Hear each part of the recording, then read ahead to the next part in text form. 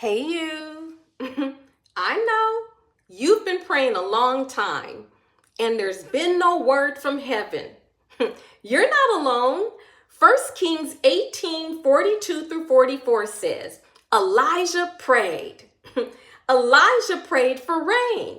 Not once, not twice, but 7 times. Did you catch that? 7 times. And on the seventh time, his servant looked out and saw a small cloud rising.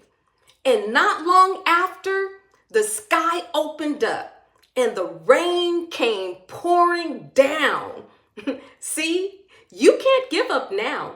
You've come too far, prayed too long, and cried too many tears to throw in the towel. Your breakthrough is already forming.